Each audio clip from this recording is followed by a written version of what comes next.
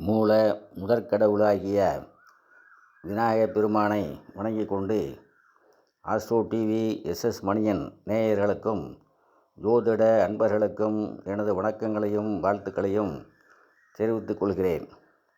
எனது ஜோதிட ஆசானும் எனது தந்தையுமாகிய கோவில்பட்டி திரு கே சங்கரன்பிள்ளை அவர்களையும், ஜோதிட மாமேதை ஜோதிட கலையரசு ஐயா ஆதித்ய குருஜி அவர்களையும் வணங்கிக் கொண்டு இப்போது மூளை வளர்ச்சி குறைபாடுள்ளவர்களின் ஜாதக அமைப்பு எப்படி இருக்கும் என்பதை உதாரண ஜாதகத்துடன் பார்ப்போம்.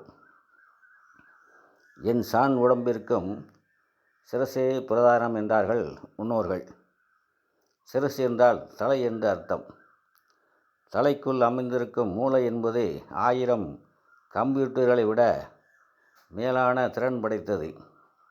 ஒருவருக்கு மூளை நன்றாக வேலை செய்தால்தான் நல்ல ஆரோக்கியமாகவும், நல்ல சிந்தனை, அறிவாற்றல், எதையும் நினைவில் வைத்துக் கொள்ளும் தன்மை, எதையும் புரிந்து கொள்ளும் தன்மை,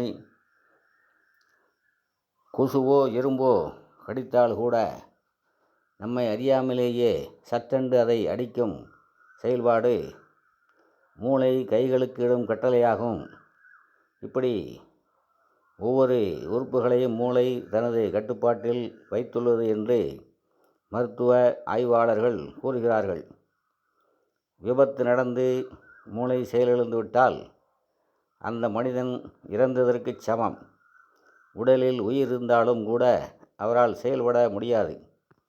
இப்படி நிறைய விஷயங்கள் மூளையை பற்றி சொல்லிக்கொண்டே போகலாம். ஜாதகத்தில் மூளை வளர்ச்சி குறைபாடு என்பதை எப்படி கண்டுபிடிப்பது என்று பார்ப்போம். மனிதனின் தலைக்கான பாகமும் ஜென்ம லக்கணம். தலைக்குரிய காரக கிரகம் சூரியன். ஆக சூரியனும் லக்னாதிபதியும் பலவீனமாக பாவத்துவமாக இருந்தாலும், உடல்காரகன் சந்திரன் பாவர்களுடன் சேர்ந்து பலவீனமாக இருந்தாலும், அல்லது லக்னாதிபதி லக்கணத்துக்கு மறைவு ஸ்தானங்களில் இருந்து லக்கணத்துக்குரிய பலனை கொடுக்க முடியாமல் இருக்கும் பட்சத்தில், லக்கணத்தில் ஒன்றுக்கும் மேற்பட்ட பாவக்கிரகங்கள் இருந்து சுபக்கிரக பார்வை இல்லாமல் இருந்தாலும் மூளை வளர்ச்சி குறைபாடும் மனநல பாதிப்பும் ஏற்படும் என்பதை என்னுடைய அனுபவத்தில் பார்க்கும்போது அறிய முடிகிறது. நாம் உதாரண ஜாதகமாக பார்க்க போவதே நார்வே நாட்டில் பிறந்தவர். பல ஆண்டுகளுக்கு முன் நடந்த இலங்கை இராணுவத்திற்கும் விடுதலை புலிகளுக்கும் நடந்த போரில் இலங்கை தமிழர்கள் பல நாடுகளில் அகதிகளாக சென்று தங்கினார்கள். இந்த ஜாதகரின் தாய் தந்தையும் இலங்கையிலிருந்து நார்வே நாட்டில் குடியேறியுள்ளனர். இன்றளவும் அந்த குடும்பம் நார்வேயில்தான் இருக்கிறார்கள். இந்த ஜாதகரின் அண்ணன் நமது யூடியூப் சேனல் மூலம் என்னை தெரிந்து கொண்டு வாட்ஸ்அப்பில் தொடர்பு கொண்டு சுமார் 6 மாதங்களுக்கு முன் அவரது ஜாதகத்தை அனுப்பி அவரது எதிர்காலம், திருமண வாழ்க்கை போன்றவற்றை கேட்டார். அவருக்கு உரிய பலனை கூறியதில் அவருக்கு திருப்தி ஏற்பட்டு நான் கேட்டதை விட கூடுதலாகவே பணம் அனுப்பி வைத்தார். வாட்ஸ்அப் கால் என்று ஒன்று இருப்பது வெளிநாடுகளுக்கு பேச மிகவும் வசதியாக இருக்கின்றது. என்னே ஒரு விஞ்ஞான வளர்ச்சி பாருங்கள்.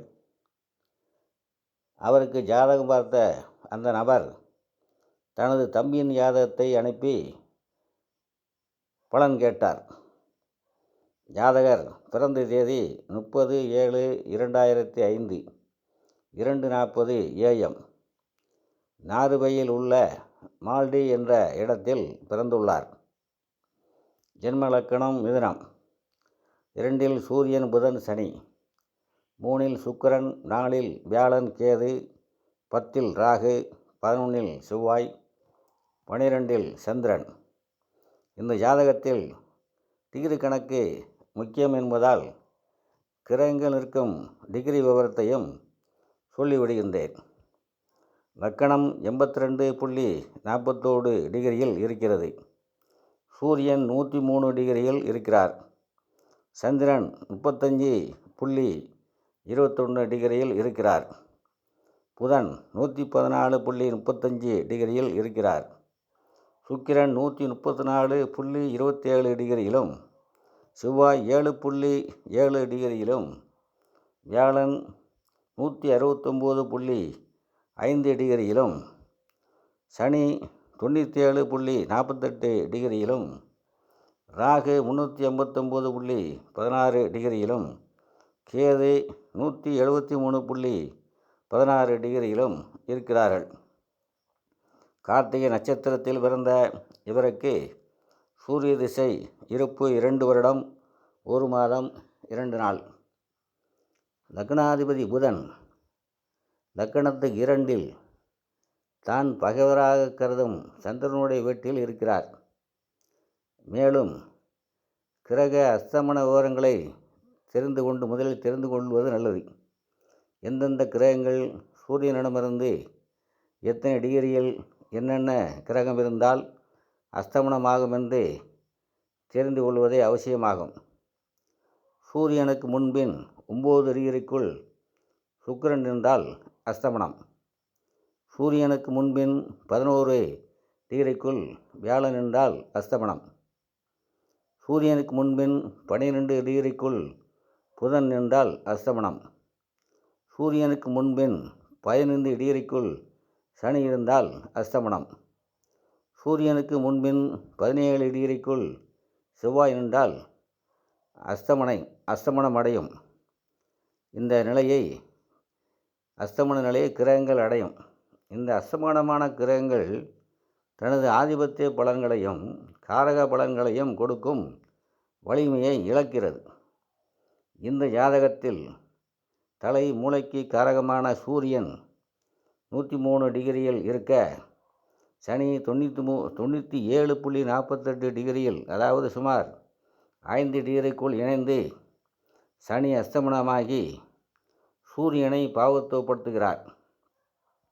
இந்த இடத்தில் சனியும் வலிமை இழக்கிறார், சூரியனும் வலிமை இழக்கிறார். அடுத்ததாக லக்னாதிபதி புதன் 114.35 டிகிரியில் சூரியனிடமிருந்து சுமார் 11 டிகிரியில் நின்று அஸ்தமனமாகிறார். லக்னாதிபதி புதனும் சூரியனும் பலவீனமாகி இந்த ஜாதகர் மூளை வளர்ச்சி குறைந்தவராக இருக்கிறார். வீடு கொடுத்த சந்திரன் தேய்பிறை சந்திரனாகி உச்ச வீட்டில் நின்றாலும் பாவத்துவமான சூரியனின் நட்சத்திரத்தில் இருப்பதாலும் அவர் வலு இழக்கிறார்.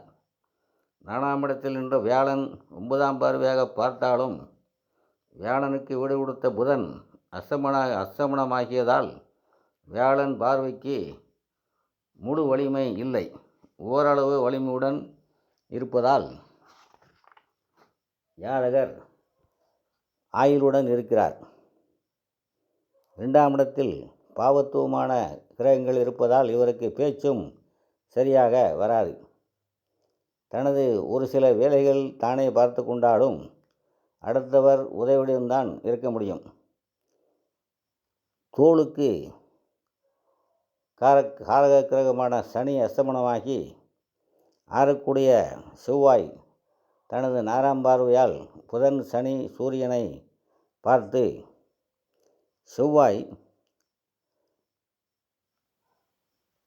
பார்வை வாங்கிய சனி சுகஸ்தானமான 4ஆம் இடத்தை 3ஆம் பார்வையாலும் 8ஆம் இடத்தை 7ஆம் பார்வையாலும் 11ஆம் இடமான செவ்வாய் இருக்கும் வீட்டை 10ஆம் பார்வையாலும் பார்க்கிறார். ஆக ஆறுக்குடையவனும் 8 ஒருவருக்கொருவர் பார்த்து கொள்கிறார்கள். செவ்வாய் 4ஆம் பார்வையாக சனியை பார்க்க, சனி 10ஆம் பார்வையாக செவ்வாயை பார்க்கிறார். இவருக்கு இந்த அமைப்பினால் இவருக்கு தோல் நோயும் ஏற்பட்டிருக்கிறது, சுகமும் கெடுகிறது. இப்பொழுது ராகு திசை சுயபுத்தி நடக்கிறது. ராகுவுக்கு சாரம் கொடுத்த புதன் அஸ்தமனமாகி உள்ளார். சனியுடன் இணைந்துள்ளார். சனி 8ஆம் பார்வையாக 7ஆம் பார்வை 8ஆம் இடத்தை பார்ப்பதாலும் தோல் நோய் ஏற்பட்டுள்ளது. சுகக்கேடும் மூணாம் பார்வையாக 4ஆம் இடத்தை சனி பார்ப்பதால் சுகக்கேடும் ஏற்பட்டுள்ளது. அடுத்து வரக்கூடிய வியாழ புத்தியில் இருந்து படிப்படியாக தோல் நோய் குறைந்து இன்னும் ஒரு 9 மாதங்களுக்குள் தோல் அரிப்பு நீங்கும் என்று சொல்லியிருக்கிறேன். மூளை வளர்ச்சியை பொறுத்தவரை 37 வயதுக்கு மேல் வரும் வியாழ தசையில் கொஞ்சம் முன்னேற்றம் ஏற்படும் என்றும் சொல்லியிருக்கின்றேன். இத்துடன் இப்பதிவை நிறைவு செய்கின்றேன். எனது பதிவை பிடித்திருப்பவர்கள் லைக் செய்யவும், நண்பர்களுக்கு ஷேர் செய்யவும், சப்ஸ்கிரைப் செய்யாதவர்கள் சப்ஸ்கிரைப் செய்யுமாறு அன்புடன் கேட்டுக்கொள்கிறேன். அனைவரும் நலமாக இருப்பீர்கள். வாழ்க வளமுடன் என்று கூறி நன்றி கூறி முடிக்கிறேன். நன்றி, வணக்கம்.